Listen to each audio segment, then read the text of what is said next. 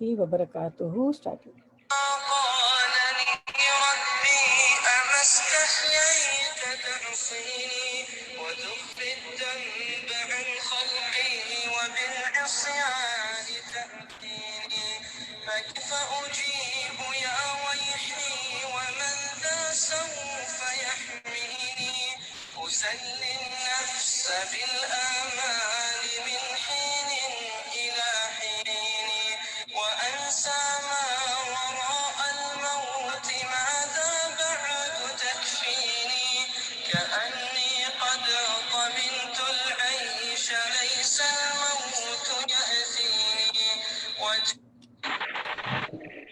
Assalamu alaikum wa rahmatullahi wa barakatuhu. So today we are gathered here for the workshop, The Last Journey, Bathing and Shrouding the Deceased, inshallah. So we have got two parts of this workshop, bathing. First one is washing, bathing, and the second one is shrouding, right? Inshallah. Okay. I hear some sounds. I hear some sounds. Let me adjust the. I don't know what sound we are getting. Everybody mute yourself, inshallah. Mute yourself, right? Okay, now I'm not getting any sound sign. Okay, any sound.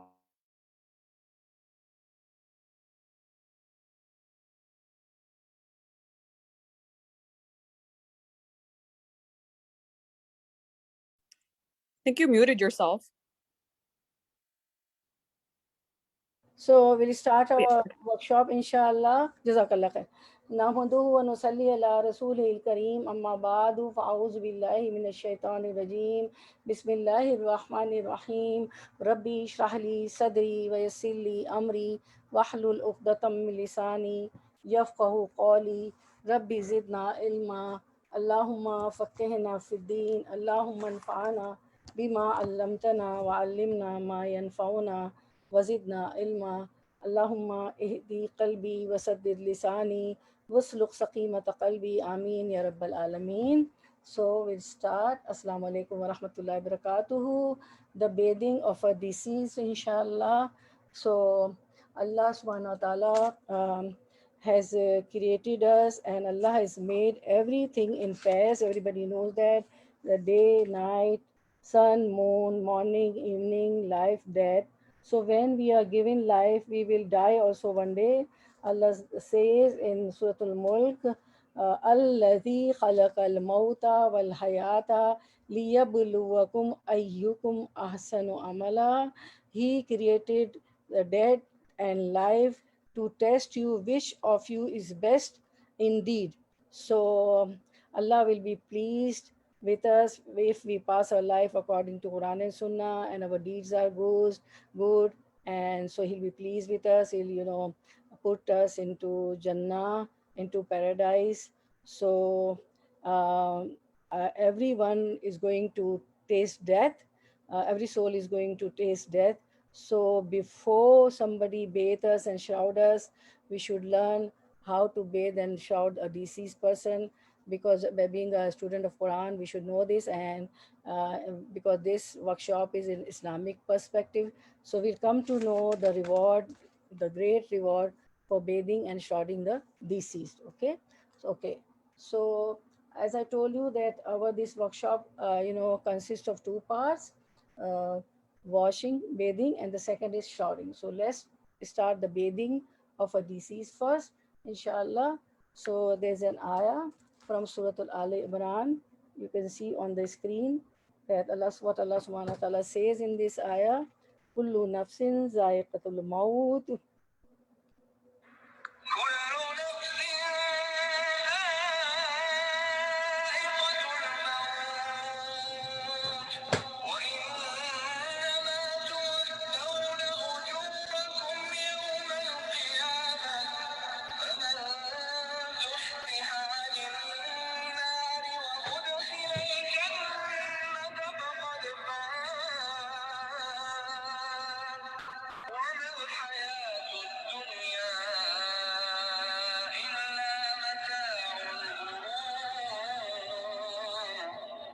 Every soul will taste death and you will only be given your full compensation on the day of resurrection.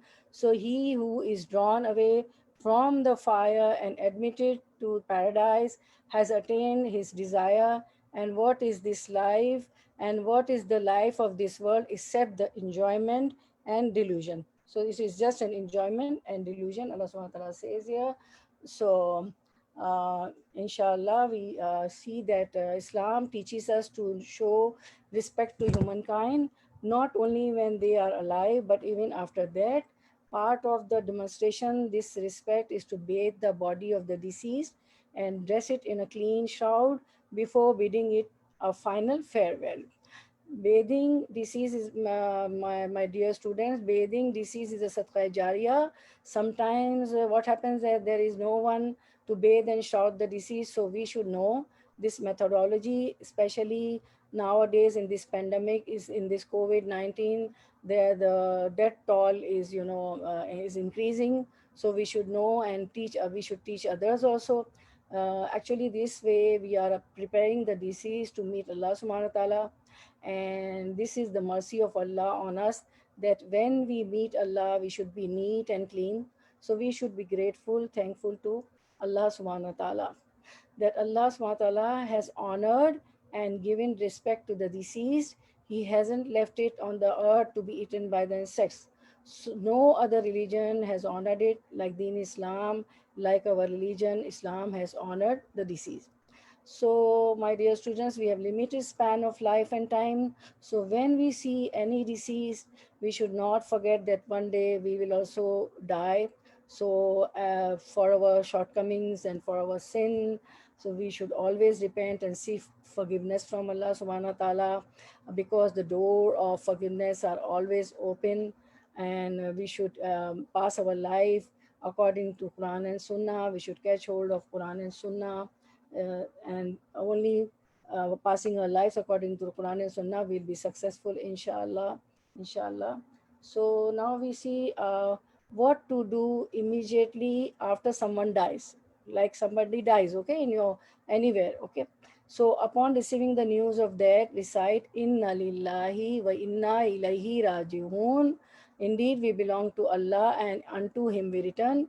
And close the eyes of the deceased. Prophet Sassam said, when you come close to those who have died, then close the eyes of those who are dead, because the eyes follow the soul, and speak kindly. When the person is died, always speak kindly about him or her, because what the family says at that time, Ameen, it is said, Ameen is said by the angels. So always say good things about your person who has died. Straighten the hands and feet of the deceased. Tie the toes with the bandage. If the mouth is open, tie it with a white bandage. In the end, we'll see the video also, inshallah. Cover the deceased with a colorful sheet. Take off his jewelry, watch, etc. Inform close relatives. Coffin burial expenses should be borne by the deceased money. If the deceased had any debts or any kind of obligations of which it is known, pay them out of his surplus. If the deceased did not leave enough money to cover all these expenses, other Muslims should take the responsibility of paying on his behalf. If the deceased has written a will, read it as soon as possible so that it can be implemented in time. Remember not to follow a will that conflicts with Sharia. Okay, just remember, if someone's rights have been violated by the deceased in the past, ask the funeral participants to forgive generously. Schedule the place of burial and the time of the funeral prayer, and arrange for burial in the area where the deceased died. We will, see the hadith also in this regard.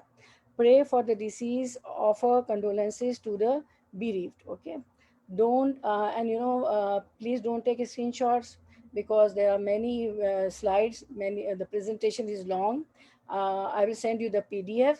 Just pay attention. Take best use of this workshop, because you are chosen one from Allah for today's workshop.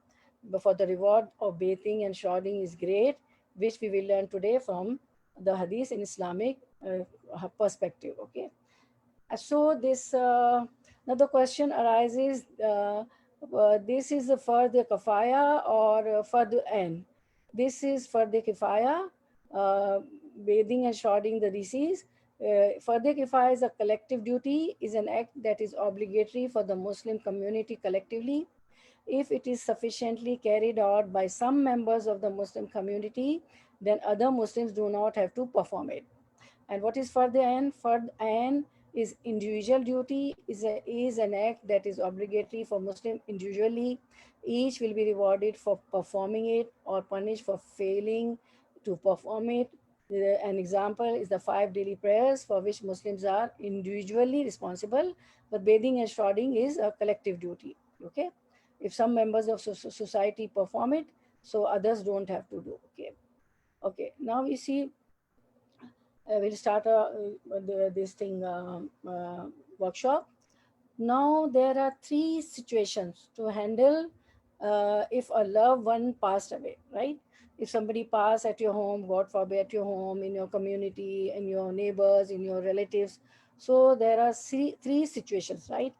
That at hospital, when the patient is sick, naturally we take him or her to the hospital. So the hospital, in the hospital, the medical examiner, the doctor pronounce the death. When the death is pronounced, hospital will release the body to funeral home or to the relatives to take care or for the burial. Okay. Now the second situation, death at home and not under hospice doctor care. So if somebody dies at home, so just call 911, because we are in USA, we should call 911. They will contact medical examiner, and if you see that numbness is there and the person is not moving hand and limbs, so we are not going to pronounce death. Okay, the medical examiner will come. He will decide to either release the body to funeral home, relative for care, for burial, or to bring the body to home. And the third situation, how to handle death at home under hospice care. Some patients are at home, and the hospice care is there, the nurse is there, and the nurse, the male nurse or the female nurse, is there for full time 24/7, but sometimes they also go away. So supposing if the death has happened in his or her, in the nurse is absent, then what to do? We are not going to pronounce the death. We will call the hospice. Their nurse will come and see the patient and pronounce death. Then hospice will release body to funeral home, relative for burial. Okay, so we have to see in all the 3 situations, we are not going to announce the death. Who is going to announce the death? The medical examiner, the doctor, the nurse, the hospice will announce the death. Okay, now some useful information. Every state has different laws. All information is available on website. Cemetery laws, we should keep in mind an estimate of New York cemeteries cost, funeral home expenses, digging grave, taking the corpse, etc., to the graveyard, and mosques also, the massages also provides all information. Okay, so some useful information for us. Caskets are not required for burial by New York law. Check your state requirements. Home funerals, bathing the deceased at home. New York is one of the only a handful of burial states that restricts home funerals. Check your state requirements. Approximate total cost of burial with funeral home services in New York is 6,410. It can be more or less, and the caskets, caskets cost is separate. So we should all keep all the estimates in mind. And these are some funeral services, and their phone numbers. I'll send you the PDF. Okay, few phone numbers, the email addresses, everything is there. And those who cannot afford, for them is a free of cost, the Janaza project. Okay, this is also here on the screen. And we have cemeteries also. One of the cemeteries I mentioned here, Washington Memorial Cemetery, and the address is also here. Okay, so the companions of Prophet Sassam also gave bath to Prophet Sassam when he left this world. So to give bath to a deceased is a sunnah of Prophet Sassam. So in his life, bath was given to all the deceased companions, all the Sahabas of his time. Now we see the hadith on the screen. When Prophet Sassam when we see the hadith, when Prophet ﷺ passed away, he was given ghusl, he was given bath by his family members and close relatives. His paternal uncle Abbas radiallahu anhu was there, his cousin and his son-in-law Ali radiallahu anhu was there, his freed slave was there, another close Sahaba companions were there. So we see the hadith, ghusl of the messenger sallallahu alaihi wasallam. After the passing of the messenger, his beloved companions carried out the ghusl, washing of his sacred body. This was led by Ali radiallahu anhu, his cousin and his son-in-law, and he was helped by other blessed companions, including Abbas radiallahu anhu, his uncle, Fadl radiallahu anhu, and Qasim radiallahu anhu, the freed slave of the messenger, who all turned the sacred body of the messenger, while Shakran radiallahu anhu and Usama radiallahu anhu poured water, and Aus radiallahu anhu held the sacred body of the messenger sallallahu alaihi wasallam against his chest. So now we came to know that who should perform the ghusl. From this hadith, close relatives are more deserving of bathing and the deceased, because they are close to the dead person, the relatives. They held the deceased with humbly and with gently and carefully. So, and those who are knowledgeable about matters of religion should give bath and shroud. Who knows the etiquettes of washing a dead body. Only those individuals who will assist the main person in washing the deceased should be present at the time of bathing. The presence of extra people is undesirable for the bathing. If it is difficult to lift a female, sometimes if somebody is heavy, then cover it with a thick sheet and seek help from the male mahram relatives. Nobody will see the body. Okay, so seek the help from the male mahram relatives in moving it to the washing plank and back from it to the place of shrouding after the bath. Okay, a deceased young girl who has not reached puberty will be bathed by women. However, a young boy may be bathed by women, maybe 3 years, 4 years young boy. Okay, okay. Now we see another hadith, the reward of washing, shrouding, and burying the deceased. Three things, right? Now see how important this is and how the reward is. How much is the reward? He who washes the deceased and conceals his knowledge of its condition will be forgiven 40 times. He who shrouds the deceased, Allah will clothe him in a silk and brocade garments from Jannah. He who dug a grave for someone and buried him will be rewarded as if he had housed him in an abode till the day of judgment. Now you see the reward. So, which is why it's very important that we should know, bathing and shrouding, the deceased. And sometimes there's emergency also, and people don't find somebody, because a woman will a woman will only give bath and shout to a woman, right? So we should know, and so in case of emergency also it happens that, so if sometimes no women are there, so we should know. Okay, so we learn from here that we should know, and so the reward is great for all washing, shrouding, burying the deceased.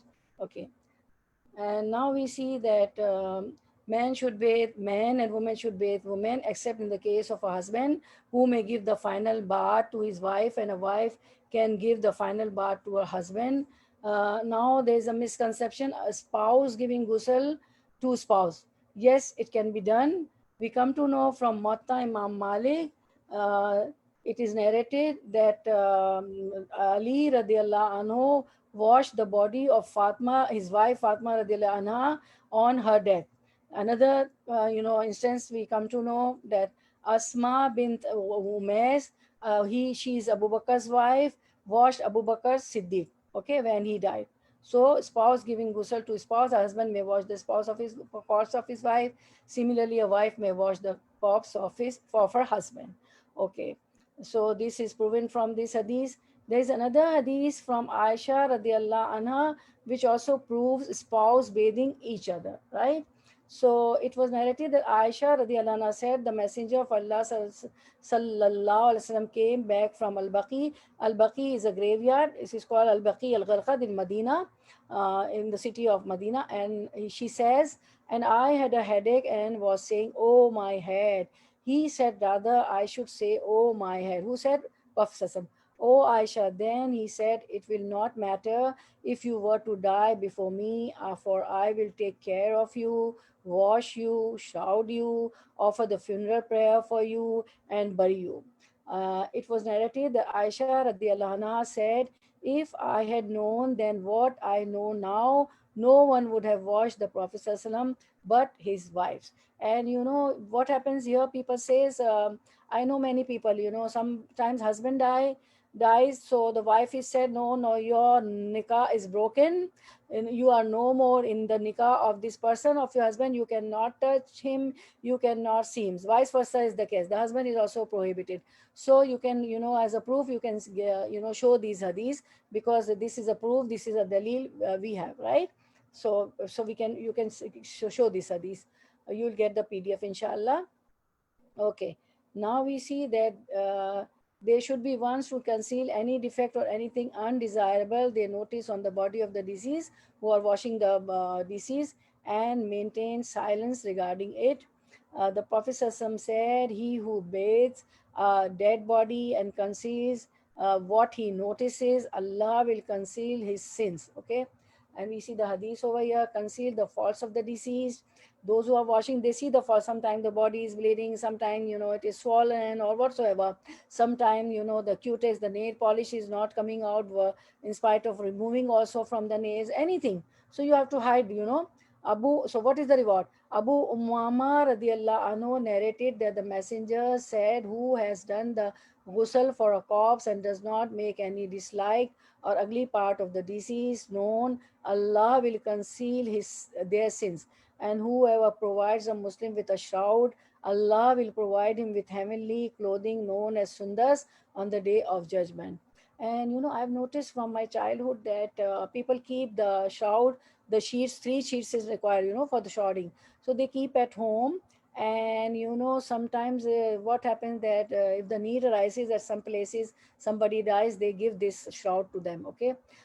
So inshallah, if we also provide and give, you know, shout to somebody, then what is the reward? Allah will provide us with heavenly clothing, which is known as sundas on the day of resurrection.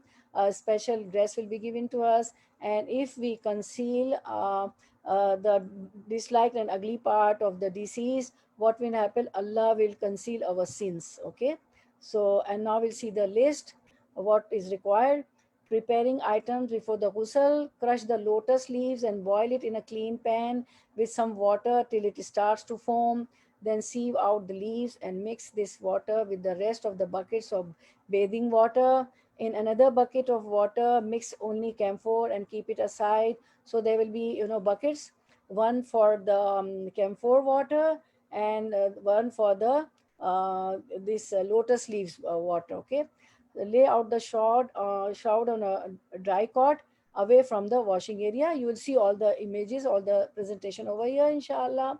So things are required for the ghusl, for the bath: abundant, clean, and warm water. Why? Because in US, dead body is kept in the freezer, right? After, you know, they get from the hospital or home, it is kept in the freezer. And lotus, cider berry leaves, soap or shampoo, camphor, and a comb. And you know, comb should be, the hole should be broad, right? The hole should be far apart from each other. And cotton dustbin, pieces of cloth, rubber gloves. Gloves pair should be two, one for istanja and one for washing the body of the deceased. Towel or clean cloth to dry the body. Sheets which will be used to cover or lift the deceased, right? And after, you know, bathing the deceased, we'll take it to another stretcher for shrouding. Okay. So now things needed. What things are needed? Dark color sheet, and this will be a satar. The disease will be covered with a dark color sheet always while you know, bathing. okay, and shrouding. So, and nobody would see the aura and the private parts and the satar of the deceased, even the person who was, shrouding and bathing. And then a gown and gloves and cap, booties, mask, and if you are in scarf, that is good. Then a camphor bucket. You can give the bath to the body deceased with from the buckets also, from the shower also. Then we need cotton balls, then cider leaves, and if fresh leaves are not available, we can use dry leaves also. Then soap, then camphor, towels. So these are the things needed. Okay. And then use of jujube, lotus cider berry leaves for bathing the disease. Wash the lotus cider berry leaves in a sieve and boil them separately in a little water. Then filter the water and mix it in all the buckets of the bath water. And when while boiling, these leaves, lotus leaves, they create foam. So this is the best antibiotic for the deceased also, and the antibiotic for the a live person also. Those who are afflicted with ghost and jinn and shayateen and with magic, so if they also take bath with this water, lotus leaf water, so it affects a lot. It is a cure from these things. So a live person can also use it. And for the disease also, if the dead body has got some infection, so that is also washed away with the lot water, right? Okay. And in North America, the washing area has all supplies in a cupboard of washing area. In the North America, there are assigned areas in the funeral home, and all the supplies are there. We'll find all the supplies like gown, caps, gloves, mask, booties, everything we find there. Okay. So now the bathing place, two clean tables. We need two clean tables at the bathing place. Why two clean tables? Because on one table we will bath the deceased, and on the other table the deceased will be shrouded. Okay. And there should be a printed sheet which will cover, always it will be covered, so nobody can, we won't see the aura, the private parts of the deceased while bathing and shrouding. If the bathroom is too small for tables, we need tables, right? Two tables. So a temporary tent can be created in a home using bed sheets. You can outside the home also, if the home is small, you can create a tent and cover the top portion of the tent also. The satar of disease must not be maintained. The satar, the private parts of the disease must be maintained all the times. And the satar and the aura of the male is from the waist to knee, from the belly button to the knee. And the aura of female, the satar of female is from neck to the ankles. Okay. And now we see place of washing. It should be an area where proper screening can be done for the deceased to be bathed in complete privacy. There should be adequate arrangements for proper drainage of water. You see the drainage under the stretcher, right? You see the drain. It should be wide and spacious enough to accommodate the washing plank, the people assisting in the bathing, and for keeping the items required for the bathing. The plank used for bathing the body should be elevated from the head, and to use water may flow down. Two bricks can be placed under the head and to achieve this. Okay. So bathing place, you see a stretcher. We'll keep the dead body on the stretcher. Under the stretcher, you see the drain from where the water will go. And there you can give shower also. You can use a bucket also, a camphor water bucket for bathing. And on the basin there's a hand soap also, right? Okay. uh, there's a hand soap also. This is also a place, bathing place. Now reminders. What are the reminders? Must recite the dua before entering the bathroom. What is the dua? Allahumma inni a'udhu bika min al-khubuthi wal khabaitha. Or you will recite Bismillah. If before entering the place of washing, recite Bismillah. And if it is bathroom, in bathroom you won't recite Bismillah. If it is a Washing area, we will recite Bismillah. If a bathroom is being used, then we will recite Allahumma inni a'udhu bika min al-khubuthi wal khabaisa. Then also, okay, and lift the body along with the sheet on which it is resting and place it on the plank to be used. Not necessary to take a shower, not necessary to be in a state of wudu or tahara while bathing shrouding the deceased. And now here the question arises: can menstruation woman give bath to the deceased? The ruling is that the ideal thing is that she shouldn't, because she's already suffering from physical illness. But it is in exceptional, there's exceptional case also. Sometimes what happened that in for men we find many volunteers to bath a man, right? But for women we don't find much volunteers. But if there's such a situation that there is a place, there is a vicinity that no woman is there, only we find one or two women who are menstruating, and they are expert, they are trained in washing and shrouding the deceased. So this is an exceptional case. Then they can uh, uh, uh, uh, give bath, they can wash and shroud the deceased. And this is how we can prove this. There is a hadith from Atiyah radiallahu anha, that when daughter of Prophet Sallallahu died, Prophet Sallallahu gave instructions to Atiyah radiallahu anha that how to wash and shroud her daughter. There the woman also knew. So we see that there Prophet Sallallahu didn't ask whether the women are in purity or not. If such have been the case, Prophet Sallallahu would have told us, because Prophet Sallallahu has given us all the details of Islam, all the details, even little details Prophet Sallallahu has given us. So in if there is no one to bath and shroud the deceased woman, then the woman who is suffering from, who is menstruating, can bath and shroud the woman. So and after bathing and shrouding the deceased, not necessary to take a shower after giving the deceased the bath. If you take, it's okay.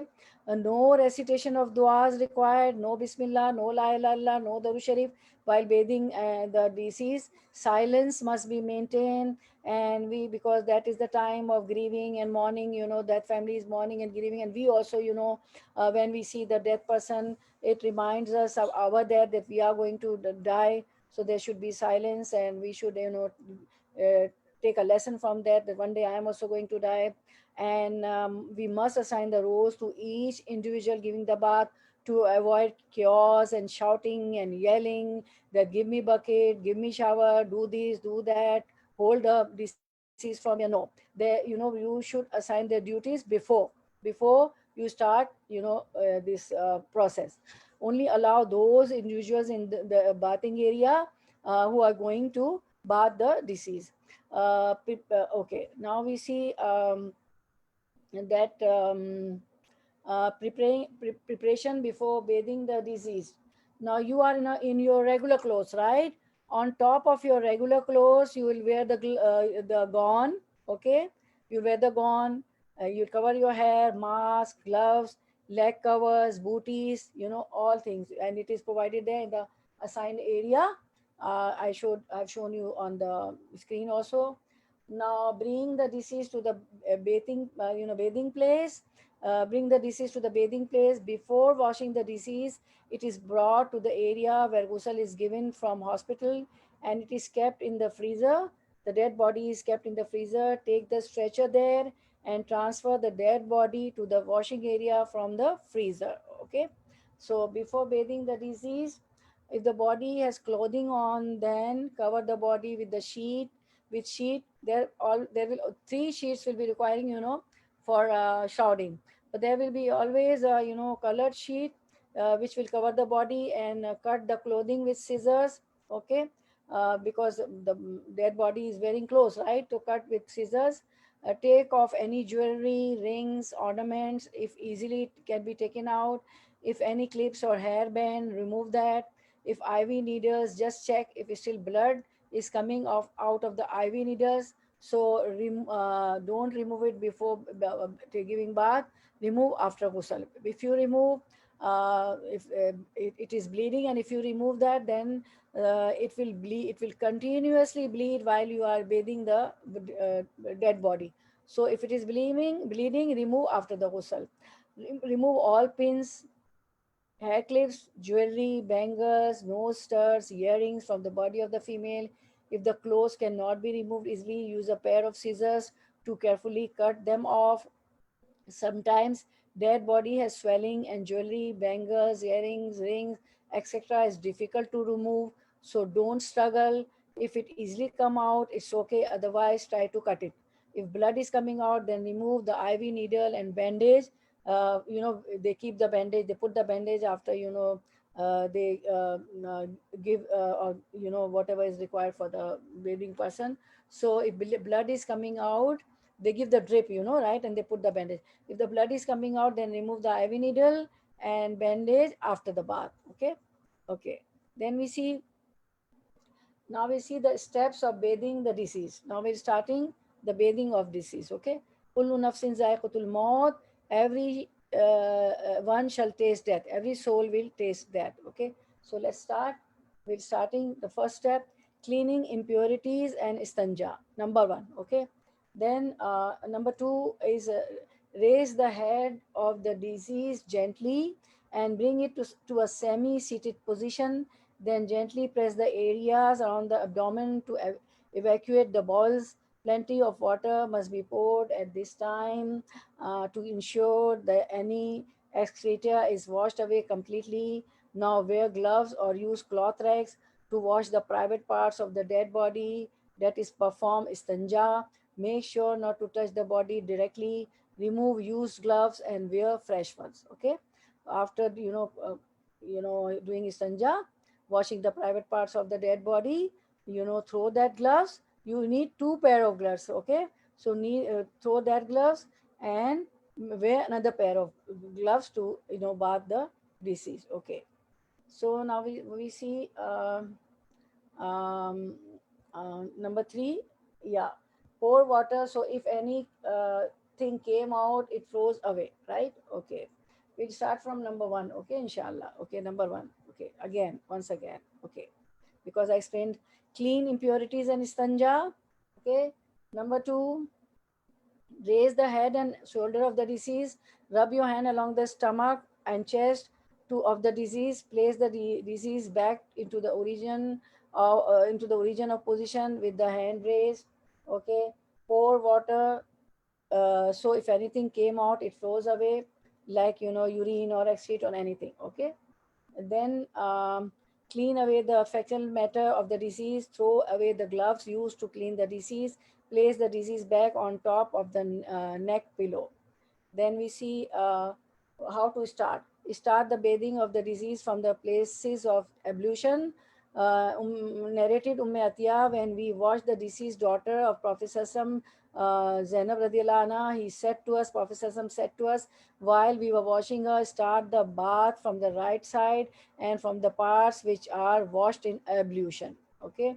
And then we see if the deceased is a female, untie her hair, perform ablution as done for prayer, starting from the right side, washing both hands with a soft wet cloth or moist cotton wool. Gently wipe the teeth and nose with a moist cotton wool. No, there is no need to rinse the inside of the mouth of the deceased with water or snuff water up the nose. Gently wash the face, making sure water does not enter the orifices. Then wash the right and left arm up to the elbows, followed by the right and left feet. Now block the nostrils and ears with clean cotton buds so that water does not enter them. Now we'll see the presentation, whatever I explained. Starting from the right side and then left side, wash the right hand. We are doing wudu, right? This is wudu. Okay. And then step two, now wash left hand. First right hand we wash, then left hand, like we do our wudu, right? Like we do wudu, right? Now, how to clean the nose and mouth of the deceased. During ablution, do not rinse the mouth and do not put the water in the nose. Instead, it's sufficient to wipe the teeth and nostrils with a wet cloth or cotton balls. Okay. Don't do like we do, you know. Okay. Okay. Now rinse mouth. Wet lips with cotton balls. Front of the mouth with wet cotton ball, like you see in the. And this is the male demonstration, right? We'll see the female also. First, see the male one. Okay. Okay. Now we see uh, another. Yeah. Number 8. Cleans nose with wet cotton balls, and then rinse face like we do in wudu. Now see the highlighted area. See the highlighted area. Always see the highlighted area in this presentation, so you will come to know. Okay. Then now wash right arm from wrist till elbows. Okay, you see the highlighted area. Wiping nicely, making sure water reaches all areas. Water reaching in the fingers also, right? It should reach in the fingers also, between the fingers. Now wash left arm same way like we did the right arm. Okay. Now wash right foot till ankles, and make sure that water reaches every place, all the places, within the fingers also. And you see the highlighted area, uh, like we do the wudu. Okay. Then wash right foot till ankles, wash left foot till ankles. This is we are doing wudu, right? Now left wash left foot with ankles. Okay. Now step 3, washing hair. Shampoo hair if needed. If hair are clean, then wash them with water. Now we will bring lotus leaves water, and as you see in the bucket, and we will wash hairs with it. Sometimes some corpse has dust and dirt in hairs, so we will shampoo it. If the hairs are clean, then lot water is enough. Lot water and soap is same thing. If after boiling lotus leaf it has created foam, then soap is not necessary. Okay. Then we see um, before and during the ghusl, cover the body with a dark colored painted sheet so that it serves as a screen for the body when the clothes are being removed. And during the ghusl, when the body becomes wet, all the steps during the entire bathing process now have to be done by reaching under the sheet. Do not touch the body directly with gloves. Do not touch the body directly without gloves, and no glance should fall on the aura parts of the body meant to be covered. The aura of a male from a male is from navel, from belly button till the knee, and the woman aura is from neck to the feet. Okay. Caution when bathing the disease. Abu Sa'id Khudri narrated that the Prophet ﷺ said, no man should see the private parts of the man, and no woman should see the private parts of a woman. And there's some instructions from the hadith regarding the ghusl of the deceased, and this hadith elaborates all the points, how all the points about bathing and shrouding. Narrated Atiyah, one of the daughters of the Prophet ﷺ expired, and he came to us and said, wash her with cider water for odd numbers of times, that is 3, 5, or 7 times if you think it necessary. Atiyah asked in odd numbers. Prophet ﷺ said, yes, in the last, put camphor or some camphor on her. In the third of the 3, and the fifth in the fifth, the seventh in the seventh. And when you finish, notify me. So when we finish, we inform him. He gave his waist sheet to us to shroud her. We entwined the hair of the deceased girl in 3 braids and made them fall at her back. Okay. Okay. This hadith elaborated all the things, right? Okay, we see that narrated Hafsa bint Sirin, Atiyah said that they had entwined the hair of the daughter of Allah's apostle in 3 braids. They first undid her hair, washed, and then entwined it in 3 braids. Okay. Now we see washing the right side of the body of the deceased. Starting from the right side, wash the right side of the body via soap, then wash the soap away with water, then raise the right side, wash the back side of the body with soap, then wash the soap away with water. Okay. During the bathing, this cotton wool will be removed after the bathing is completed, because we put cotton wool in the ears and nose. The stages of ghusl: using the water prepared with the lotus leaves. Wash the hair with shampoo or soap. Starting from the right side, wash the front side of the body with soap. from the neck down to the foot. Then by turning the body slightly to the left, wash the back of the right side. Repeat the same procedure for the left side of the body. Starting from the right side, use lote water, wash the right side of the body via soap, then wash the soap away with water like I explained you. Okay. First of all, wash front side of the front side of right side. Start pouring soap water or lote water from neck to feet, front side of the body first, then raise it a little. Then we will raise it a little. Then we will raise it a little. This is a step when we need the help of somebody in tilting the body, because the corpse, the deceased, cannot move himself or herself. Then apply soap or lote water on the back side from the neck till the feet. Okay. Same way we'll do the left side. Okay. Now, then raise the right side, wash the back side of the body with soap, and washing the left side of the body of the deceased.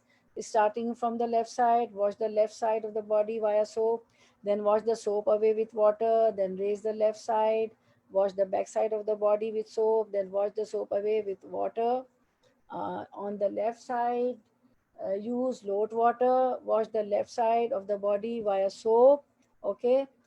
And then raise the left side, wash the back side of the body with soap. Washing body with clean water, wash the body with clean water 2 or 4 times. 2 or 4 times. Now wash body with clean water 2 or 4 times, because we applied soap and foam of lotus leaves, so we will pour water to wash it nicely, so that because we applied soap and foam. Same way we will wash the left side. Okay, cleaning body with water starting from the front, same way we'll do. Okay.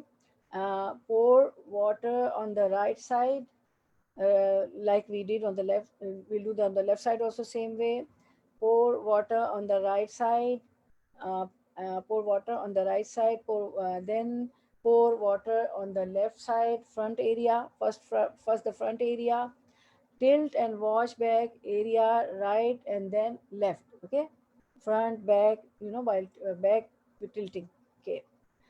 Whenever we will have to tilt, we will need the help of somebody. Head will be open. We wash from head to feet. Now last step, we did 3 steps. We applied soap to the corpse from neck till toe.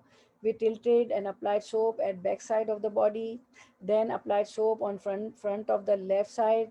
Then we tilted left side and applied soap on it.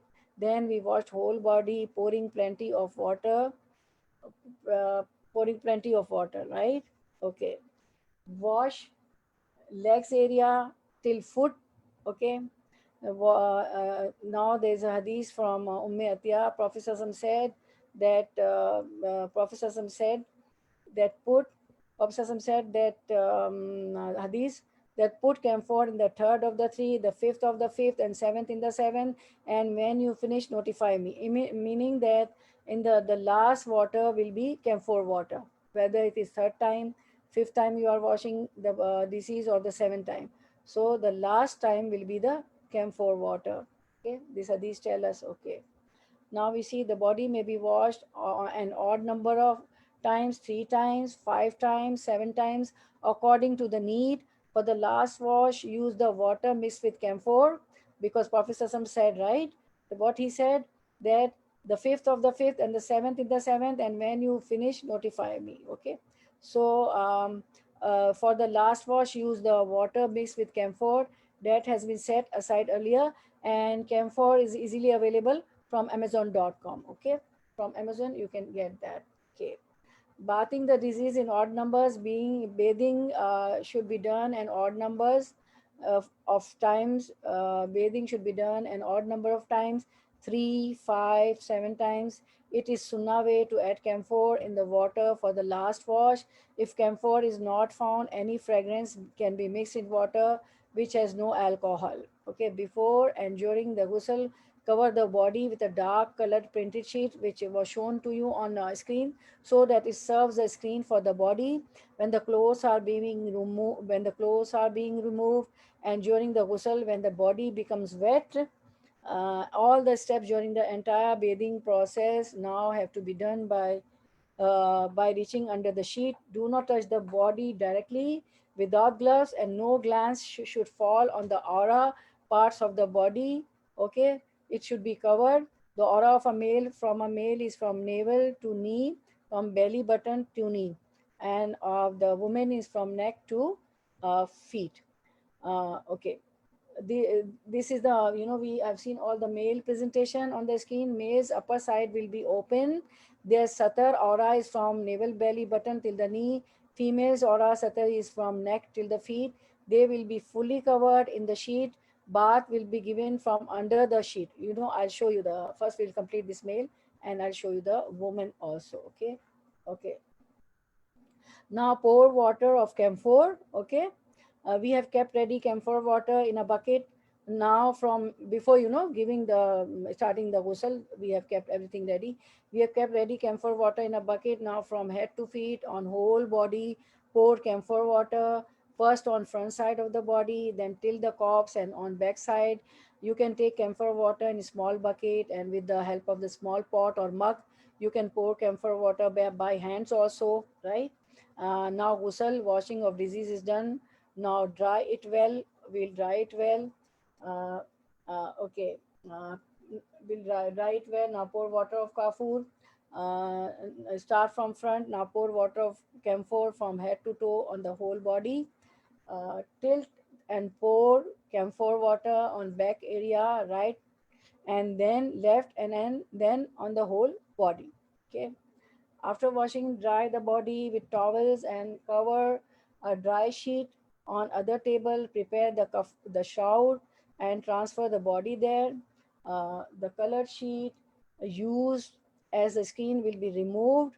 Reaching under the covering sheet, dry the body with a towel. Put a fresh dry sheet over it and remove the wet sheet from under it. Also replace the wet sheet under the body with a dry one. We will do it quickly. There will be two sheets, one under it, under the corpse, and one over it.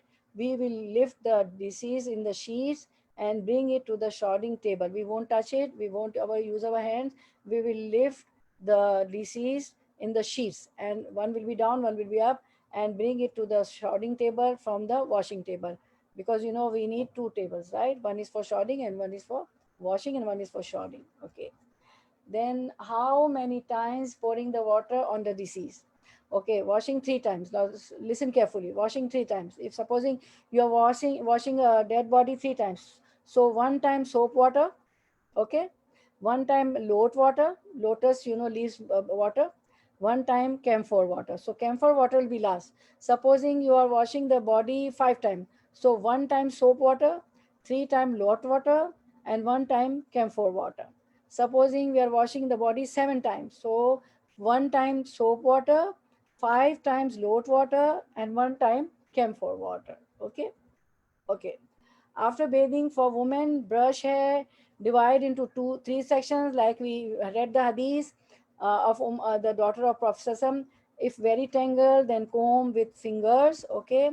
For the female, comb the hair gently and make into 3 braids or sections and place behind her back. Remove the cotton balls, plugging the nose and ears. If short hairs, leave it as it is. If very tangled, comb with fingers. Right. Okay.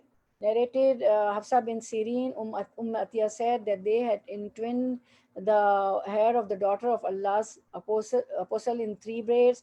They first undid her hair, washed, and then entwined it in 3 braids. Okay. Okay. What if the body of the deceased is burnt? Sometimes these sort of cases also, somebody burns. In such cases, when it is not possible to bathe the deceased should be performed tayammum. Okay, everybody know tayammum, right? Okay. Only tayammum, dry ablution, will be performed on the deceased in exceptional circumstances where it is not possible to bathe the body, such as disaster struck area, or due to severe illness, accident, burns, or decomposition of the body, where washing it will damage its condition. In cases where blood, pus, or some other discharge continues to ooze out of the body, wards of cotton may be used to cover those areas so that they do not seep out to the shroud. Okay. Okay. Shrouding the deceased in Ihram. Somebody has gone for Hajj or Umrah now and he's in Ihram, two pieces of cloth. What will happen? Narrated Ibn Abbas, a man fell from his mount and died while he was with the Prophet at Arafah. The Prophet said, wash him with water and cider and shroud him in two pieces of cloth, and neither perfume him nor cover his head, for he will be resurrected on the day of resurrection, saying, Labbaik, Allahumma labbaik, labbaik, la sharika laka labbaik, innal hamda wan ni'mata laka wal mulk, la sharika lak. Okay. Shrouding the deceased in Ihram. We read the hadith, the one who dies in Ihram, his Ihram cloth will be shroud. Man, man Ihram is two pieces of cloth, right? One up, one down. This ruling is for man. For woman, regular shroud will be given in 3 sheets and she won't be a perfume, right? Okay. Now, what to do after bathing the deceased? Abu Huraira narrated that Prophet Sallallahu said that the ghusl for one who washed him and wudu for one who carried him. Okay, one who washed him will do wudu, and one who carried the will till the graveyard will do wudu. Okay, it is preferable, though not compulsory, for those who have washed and showered the dead body to take shower themselves after they have finished. Similarly, it is also preferable for those lifting the deceased to perform ablution. And now there is no harm in not doing ghusl bath even after bathing the deceased. Abdullah bin Umar radiallahu anhu said that we used to bathe the dead, then some of us would take a bath and some of us would not. So we have got options. Okay, we can take bath after bathing the deceased, and we can do wudu and we cannot. Okay, so now our workshop, washing the deceased is completed. Okay, till here it is complete. Now we'll start shrouding of a deceased, inshallah. Wama tawfiqi illa billah. Okay, so we'll start the shrouding of the deceased. I'll pick the screen, okay, for the second part. So it will take only few seconds, right? So just bear few seconds. In few seconds, we'll start another presentation, inshallah. Okay. So we're starting the another presentation. Washing is finished. Now second part of the our workshop, inshallah. We are starting.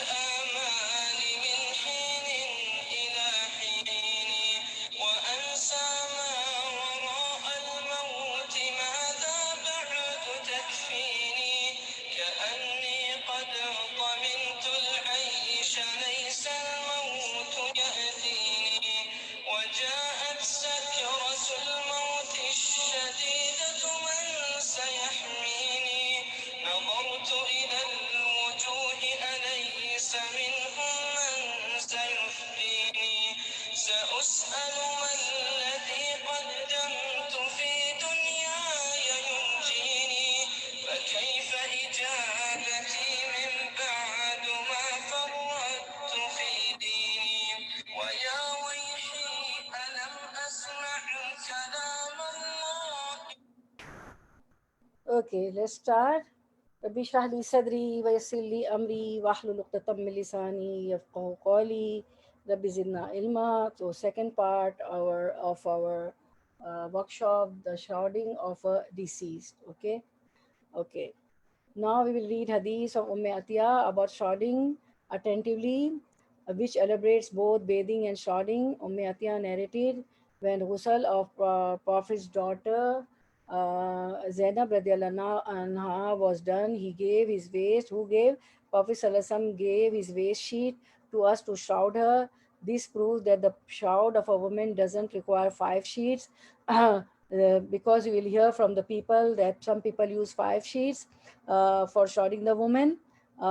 They, use one piece as a kameez shirt for upper part, and they use one piece as izar for a lower part, and one as a scarf. So 3 piece and 2 sheet they use. So this they use how many? 5 pieces. So this hadith proves that 5 pieces are not required for shrouding a woman. Okay, so you have a proof. You have got the dalil. You can, if somebody says 5 pieces for women, no. For man, woman, there will be 3 sheets. Okay, for shrouding.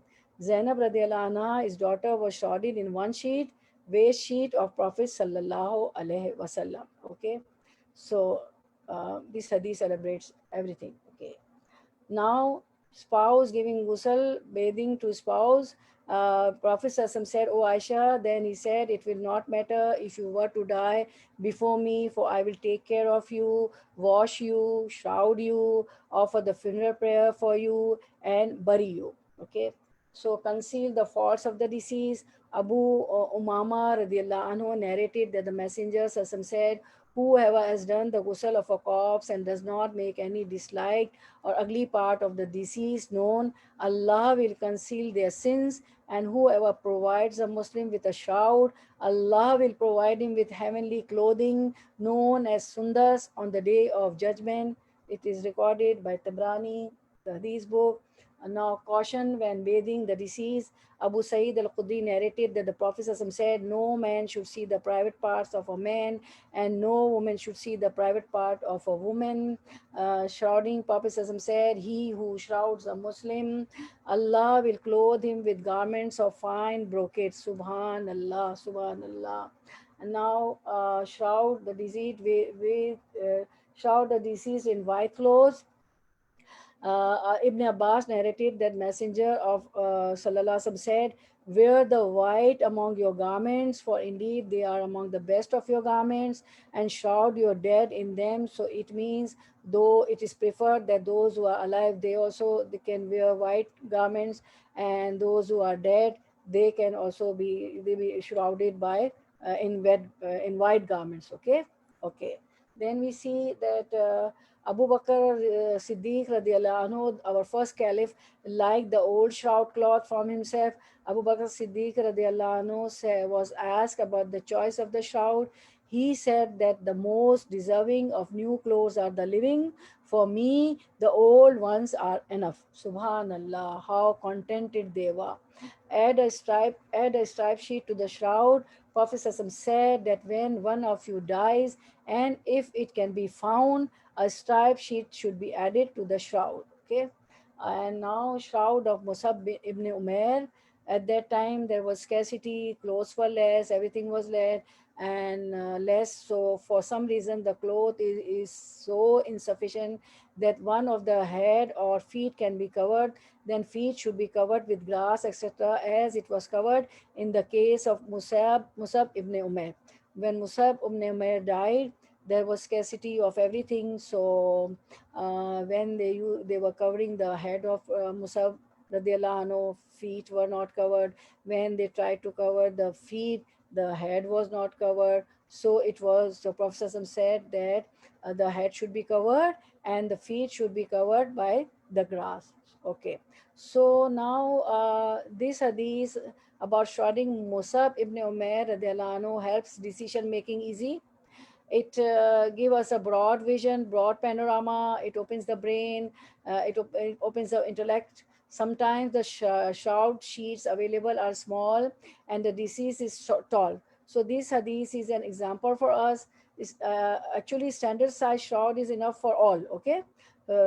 Always the standard size shroud is given, which is enough for all the corpse, all the dead bodies. But in exceptional case, if someone is very tall, then the case is different, right? Then, this hadith we have got of, Musab bin Umair, when then, uh, Islam spread far and wide, and, war beauty came, and then, they had enough, things and money and everything.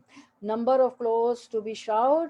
The Prophet Muhammad Sallallahu Alaihi Wasallam had 3 new white sheets from Yemen. Yemen is the name of a country. It's on the border of Saudi Arabia on the map. A Yemeni sheet has a very thin lines. The clothing of deceased must be large enough to cover completely. It should be large enough. It should be clean. It should be large enough. Its amount should be average. It can be old clothing, like Abu Bakr Siddiq, liked old clothing for himself, but it should be clean, tidy. The clothing of deceased covers 3 large sheets. The clothing of deceased men and women are the same. For both of them, 3 large sheets. The shape of the deceased will be covered, so the man and woman body will be difficult to distinguish. Like we see, if you have gone from Umrah and Hajj, we see there that when this coffin is brought to Haram Kaaba and into the mosque of Prophet Sallallahu Alaihi Wasallam, one cannot make out that it is a man or a woman coffin. Okay.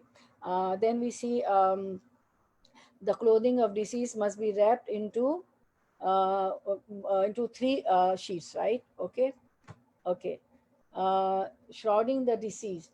Lay tie knots as first layer on the table. See the knots, 5 knots. Okay. 5 knots. Okay. Lay all three sheets flat. Then they lay the deceased on the sheet. Now, first the knots, the stripes, and then the sheets over the stripes. Okay. Wrap the sides inward. Wrap 3 sheets, and then tie knots above head, below feet, at waist. The ties of sheets must be tightened with some tightness. The shrouding must be done in a way that during burial nothing is exposed. Okay. Okay. Now shrouding the woman. We have seen male. Now shrouding the woman. Okay. Okay, shrouding the woman. Now, first we see the hadith, the shroud of Prophet Sallallahu narrated. The shrouding the woman also we see. The shroud of Prophet Sallallahu narrated Aisha radiallahu anhu that Prophet Sallallahu was shrouded in 3 Yemeni's white suhuliya pieces of cloth of cotton, and in them there was neither a shirt nor a turban. Turban is wear on the head, on the hairs. Okay. Then we see the components of the shroud.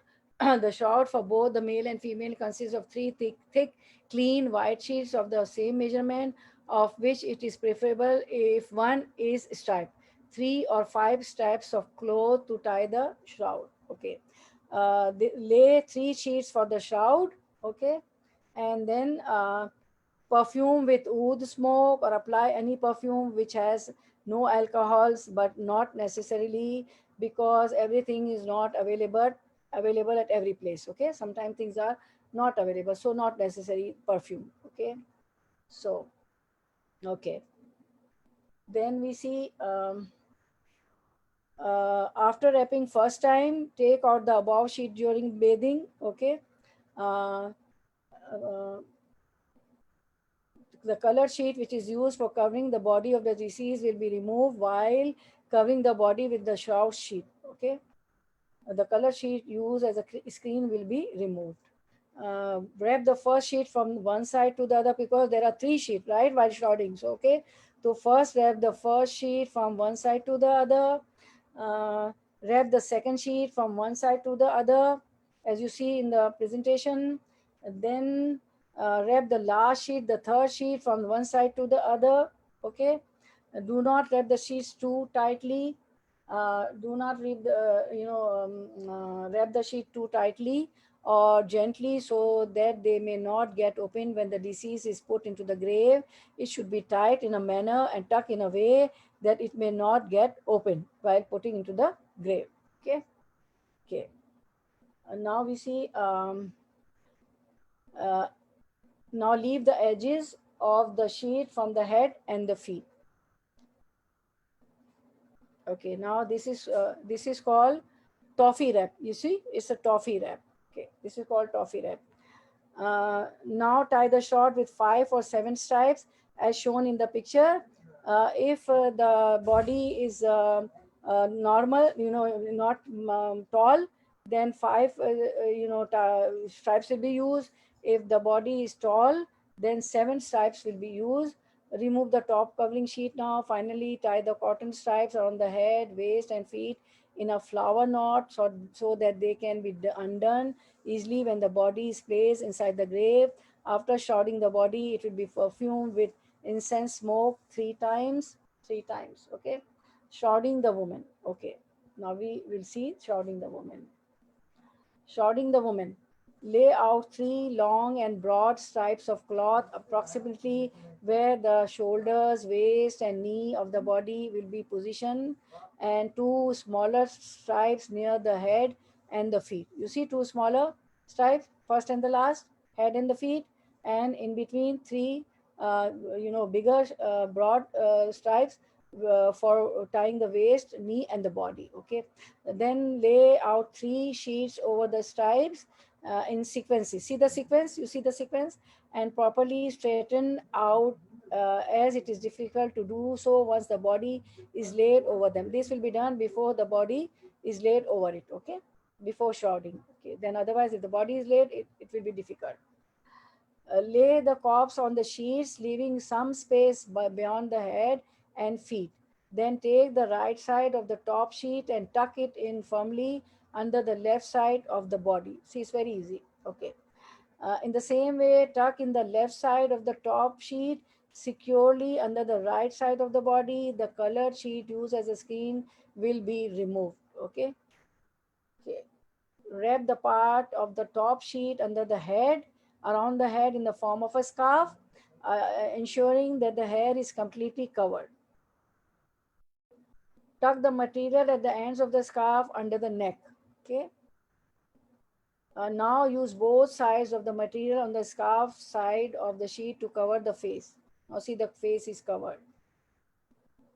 In the same way, wrap the second sheet around there were 3 sheets, right? In the same way, wrap the second sheet around the body along with the head and the feet by tucking the right side of the sheet under the left side of the body, and then bringing the left side of the sheet and tucking it under the right. Okay. Now wrap the last sheet from right to left and from left to right. This is the last sheet, okay, of the shrouding. Now tie the shroud with the stripes as shown in the picture, 5 or 7. If the body is tall, then 7. Okay. Okay. Now burn agarwood oud as a form of incense after wrapping the body with shroud. After wrapping the deceased in a shroud, burn oud and fumigate smoke the body 3 times. If this is not possible, then any fragrance can be applied which has no alcohol. It was narrated that Jabir radiallahu anhu said, Prophet Sassam said, when you perfume the deceased with incense, bakhur, then perfume him 3 times. Okay, perfume him or her, perfume him 3 times. Okay, okay. This is how you'll burn in this. Okay. Now see shrouding the deceased, okay, in ihram. A pilgrim who passes away in the state of ihram will be bathed and shrouded in the ihram sheets, and no perfume will be used. Narrated Ibn Abbas, a man fell from his mount and died while he was with the Prophet at Arafah. The Prophet said, wash him with water and cider and shroud him in 2 pieces of cloth, and neither perfume him nor cover his head, for he will be resurrected on the day of resurrection, saying, Labbaik Allahumma labbaik, labbaik la sharika laka labbaik, innal hamda wan ni'mata laka wal mulk la sharika lak. And then encouragement to give a good shout. Narrated Jabir bin Abdullah, the Prophet made a speech one day and mentioned a man from among his companions who died and was shrouded in a shroud of bad quality. So the shroud should be of good quality and was buried at night. So we shouldn't bury our deceased at night time. Prophet Sassam rebuked that man be buried at night until prayer was offered over him, except that a man was forced to do that. The Prophet Sassam said, in exceptional case, we can bury at night, otherwise don't bury at night. When one of you shrouds his brother, he should use a shroud of good quality. Okay, and what is the wisdom behind burying in the daytime and not burying at night time? Because more and more people will come to offer the funeral prayer, okay, and more dua will get. And funeral should be clean and of good quality, okay. Now we see ruining or bath and shout for those who are martyred in war. The one who was martyred in the battle should be buried in the cloth in which he was martyred. Neither ghusl nor prayer should be offered, because the holy Prophet ﷺ ordered the martyrs of Uhud to be buried. They fought in the battle of Uhud. So they were martyrs to be buried in their clothes stained with blood, and that the funeral prayer should not be offered for them, and they should not be washed. Okay. Okay. Ruling this hadith, the ruling for those who are martyred in war is for them. This hadith and this ruling is for those who are martyred in the battlefield. There are voluntary martyrs also, who die fi sabilillah, in the way of Allah while doing some religious work, or those who are dies from stomach diseases, so they will be bathed and shrouded, because they are voluntary shohada martyr. Okay. Only those, this hadith, the ruling is for those who are martyred in the battlefield. Okay. Do not delay the burial unnecessarily. Narrated Abu Huraira, the Prophet ﷺ said, hurry up with the dead body, for if it was righteous, you are forwarding it to welfare, and if it was otherwise, then you are putting off an evil thing down your necks. Astaghfirullah.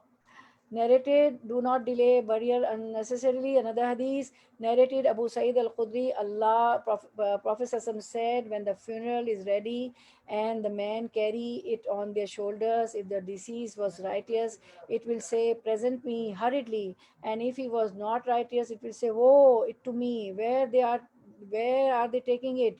Me. Its voice is heard by everything except man, and if he heard it,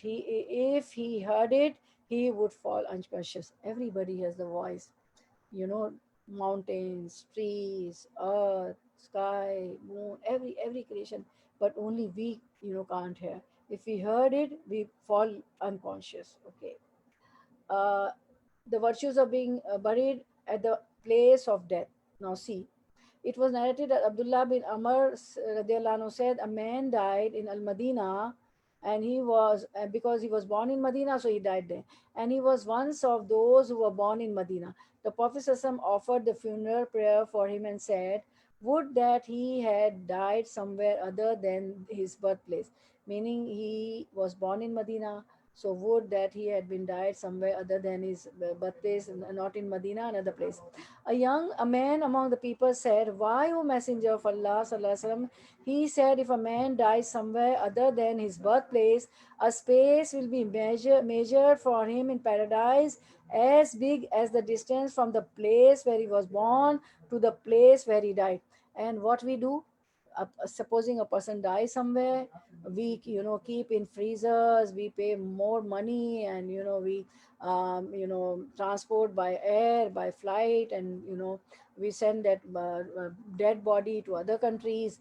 No, we should bury the place where he died, because the reward is a space will be measured for him as big as the distance from the place where he was born to the place where he died. So show these hadiths to those who are sending their dead bodies. And it's so difficult. We give a lot of trouble to the dead bodies also. They are kept till it is decided, and till flights are arranged and everything is done, the coffin, they are kept in freezers. Everybody knows that, so we shouldn't do that.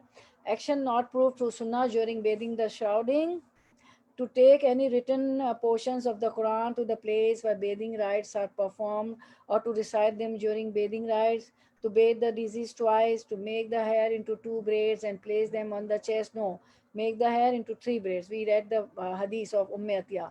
The relatives coming one after the other and pouring water over the body after the bathing is complete. The whole, family members, 100, people, so many people coming. No, only the people who are bathing, they should do.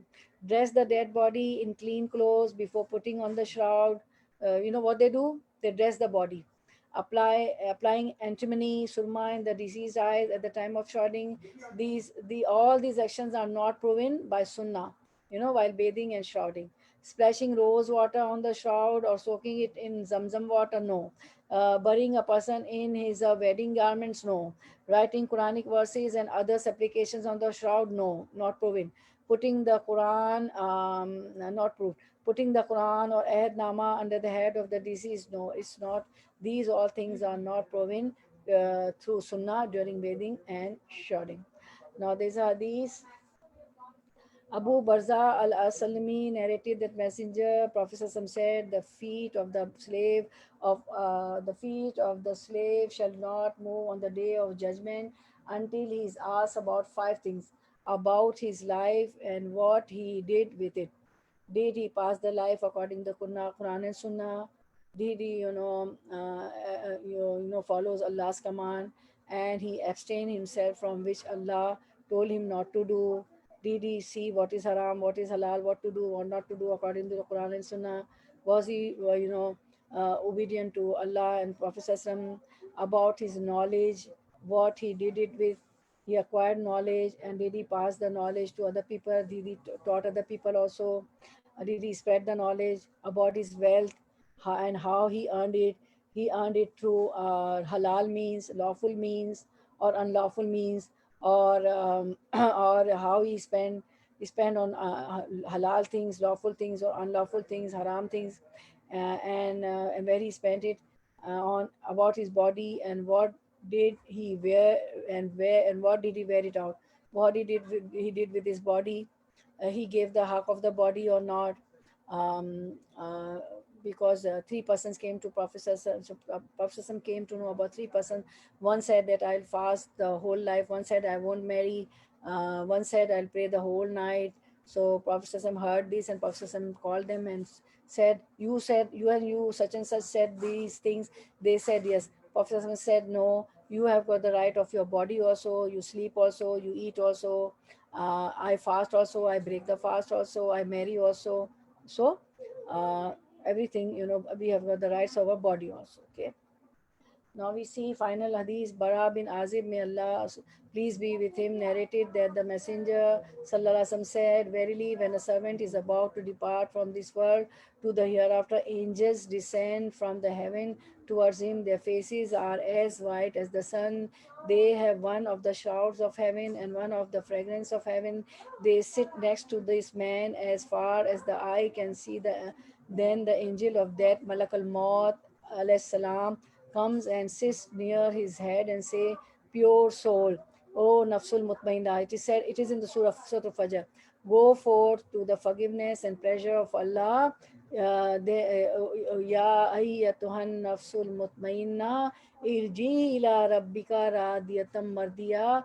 Then his soul flows forth like a drop of water from the glass. Then the angel seizes it, and when he seizes it, the other angels do not let it remain in his hand, in the hand of Malakul Maut, even in the twinkling of an eye. Then the other angels take hold of him and keep him in shroud and fragrance which they bring from heaven. It smells like the best musk on earth. May Allah make us from them. That, angels give us glad tidings that Allah is pleased with you. Ya ayyuhan nafsul mutmainna irji ila rabbika radiyatam mardiya fadkhuli fi ibadi wadkhuli jannati. O pure soul, go forth to the forgiveness and pleasure of Allah. It is the ayahs of Surah Al-Fajr.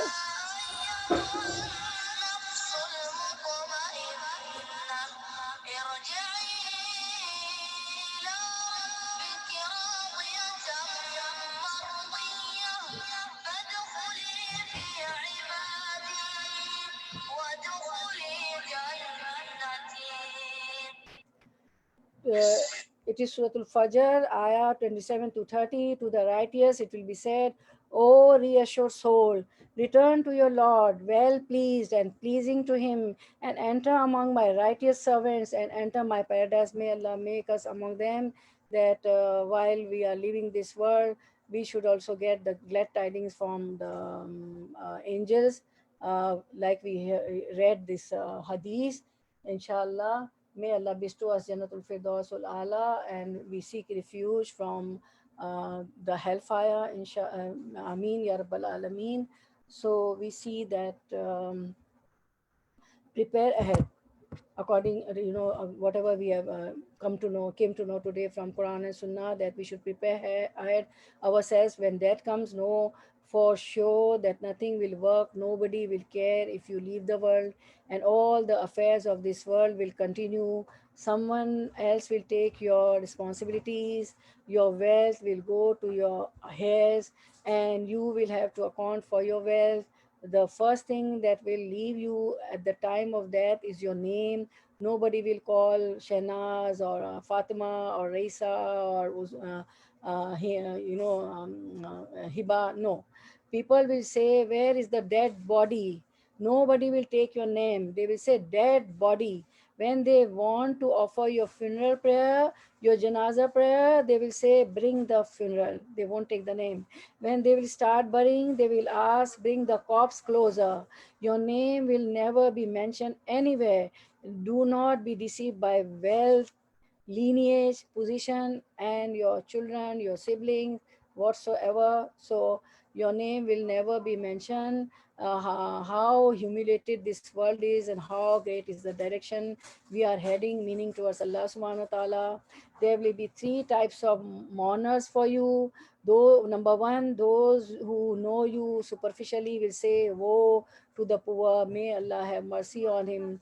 Second type of people, your friends, will grieve for a few hours or few days, then they will return to their talks and laughter. Third type of people, the grief of your family members will be deep. They will grieve for a few weeks, a few months, or a year, and then they will put you in a basket of memories. Your story will end among the people, and your true story will begin, and that is the hereafter. Everything will be gone from you, your beauty, wealth, health, your children, your parents, your sibling. You will be away from your houses, your palaces, no matter how beautiful, how huge palaces you make, okay. The husband will be separated from the wife, and the wife from the husband. Only your deeds will be with you. Here the question arises that what have you already prepared for your grave and the hereafter? This is a fact that needs to be considered, so pay attention to it. Pay attention to your obligatory prayers, your nawafil, your obligatory prayers, your hidden charity, your zakat, your your good deeds, your duties towards parents, towards siblings, towards everybody. If you are married, for your husband, for the wives, to their husband, for the husband, for the wives, the tahajjud prayers, the night prayers, and towards the good morals, that you may be successful and safe from torment, punishment. May Allah save us from the torment and punishment of the hellfire. If the dying person is brought back to this world, he will prefer to give charity, as Allah has said, Rabbi, Rabbi lawla akhartani ila ajalin qareeb fasaddaqa. Why didn't you give me Surah Al-Munafiqun, ayah number 1. Why didn't you give me respite for a short time so that I could give charity? He will not say that I should pray or fast, or that I should perform Hajj and Umrah. Scholars say that the deceased mentions charity only because he sees its great effects after his death. So give more and more charity, sadaqah and alms. Maybe it may be $1 or change or coins, put in the donation boxes in the mosque, in the masjid, or anywhere, poor and needy, okay. If you are affordable, give more, some tuition fees, some anything, to the poor and the needy, uh, clothing or food. And the best thing you can do right now is take right now that you should call to this gathering, so that people are connected to Allah subhanahu wa ta'ala. The true Muslim, they always connect people, their friends, their siblings, to Allah subhanahu wa ta'ala, and pass these recordings also. You have also learned, so make others also learn, so they are able to bathe and bath and shout the dead body. Okay, share, please do share this, okay. And the intention of goodwill and sincerity, for that we get the good reward. This is also a good thing. This is also a charity. If you try to remind people with this writing, you will find it on your scales on the day of resurrection. So pass this recording also, okay. forward.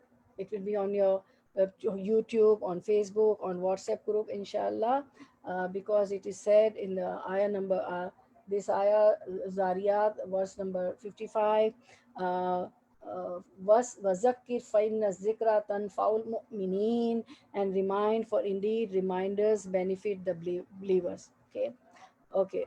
Now we'll make dua that may Allah bestow us Jannatul Firdausul Ala and save us from the torment of hellfire, and make us among those that when we are dying at the deathbed, the angels come and, give us the glad tidings that, oh pure soul, go forth towards the pleasure and forgiveness of Allah subhanahu wa ta'ala. Ya ayyatuhan nafsul mutmainna irji'i ila rabbika radiyatan mardiya Fadkhuli fi wadi wadkhuli jannati. So make this dua. Allahumma, make this dua with me. Allahumma ahsin aqibatana fil umuri kulliha wa ajirna min khizyi dunya wa azabil akhirah. O Allah, grant a good end in all our matters and save us from humiliation of the world and the torment of the hereafter. Ameen ya Rabbal Alameen.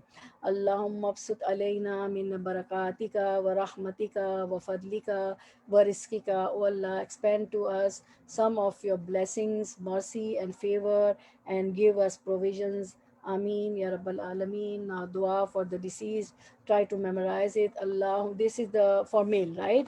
Allahumma gfir lahu warhamhu wa'afihi wa'afu anhu wa'akrim nuzuluhu ووسع مدخله واغسله بالماء والثلج والبرد ونقه من الخطايا كما نقيت الثوب الأبيض من الدنس وأبدله دارا خيرا من داره وأهلا خيرا من أهله وزوجا خيرا من زوجه وأدخله الجنة وأعيذه من عذاب القبر أو من عذاب النار. Oh Allah, this dua is for all the deceased from the time of Adam alayhi salam till now and till Qiyamah, for all Muslimanat, for all Muminat, and all our near and dear one who have been died before and who has died in this pandemic.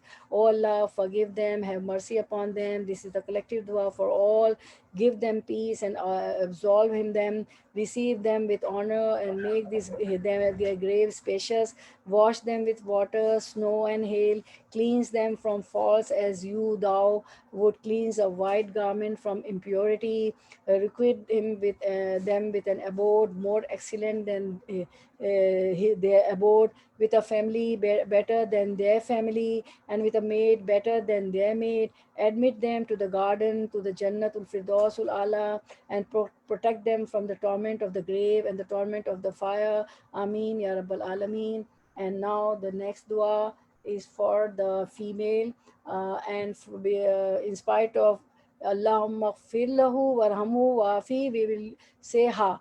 Allahumma gfir laha warhamha wa'afiha wa'afu anha wa'akrim nuzulaha wa wasi mudkhalaha wa'aksilha bil ma'i wal thalji wal baradi wa naqqiha min al khataya kama naqqaita thawb al abyada min ad danasi wa abdilha daran khayran min dariha wa ahlan khayran min ahliha wa zawjan khayran min zawjiha wa adkhilha al jannata وَأَعِذْهَا مِنْ عَذَابِ الْقَبْرِ وَعَذَابِ النَّارِ. Ameen Ya Rabbal Alameen.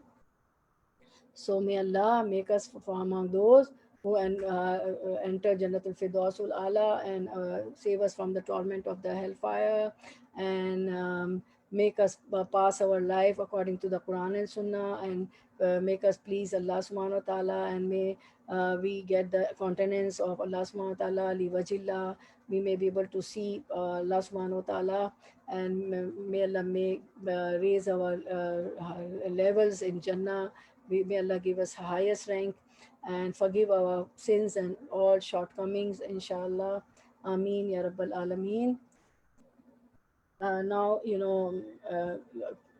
pass on this flyer also, because everybody knows we do on Wednesdays and Mondays and Fridays classes, 3 days in Urdu, word translation, tafsir, root words, grammar, hadith, and or sciences, Islamic sciences. On Saturdays we do in English. So pass this also on your, to your context, okay, inshallah. وآخر دعوانا ان الحمد للہ رب العالمین. سبحانک اللہم و بحمدک نشہد ان لا الہ الا انت نستغفرک و نتوب الیک. السلام علیکم ورحمۃ اللہ وبرکاتہ. Don't go away, we'll take only few minutes, we'll see a video inshallah. There is a very short video, so we'll see that, and I'll take your reflections also, only only maybe one sentence or so inshallah. So just wait, I'm playing the video inshallah. See you inshallah. Okay, just wait, don't go away, see the video.